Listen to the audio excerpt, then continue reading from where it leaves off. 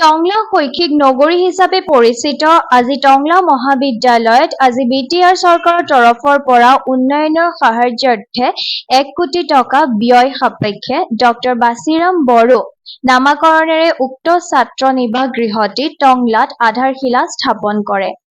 অনুষ্ঠানত বিটিআৰৰ ননৈ চেৰফাং পৰিষদীয় সমষ্টিৰ কাৰ্যবাহী সদস্য এম সঞ্জিত তাঁতী, খলিংদুৱাৰ পৰিষদীয় সমষ্টিৰ MCLA দিলীপ বড়ো, টংলা মহাবিদ্যালয়ৰ অধ্যক্ষ প্ৰসেন দৈমাৰী লগতে মহাবিদ্যালয়ৰ শতাধিক ছাত্ৰ-ছাত্ৰী, শিক্ষক কৰ্মচাৰী আৰু UPPLৰ দলৰ কৰ্মকৰ্তাসকল উপস্থিত থাকে।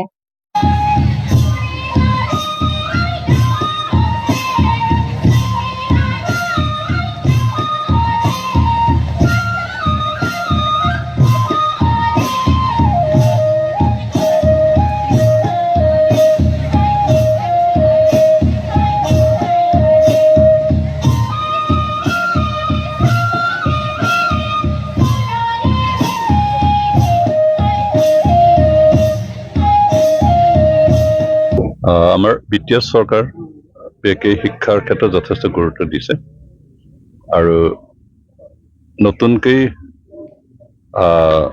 চৰকাৰীকৰণ হোৱা 10খন মহাবিদ্যালয় আৰু যিকেইখন চৰকাৰীকৰণ কৰা হ'ব বুলি এটা লিষ্টেড আছে গোটেই কলেজখিনি বৰ্তমান বিটিআৰ চৰকাৰে 1 কোটি টকাকৈ বিল্ডিং নিৰ্মাণৰ কাৰণে সাহায্য দিছে।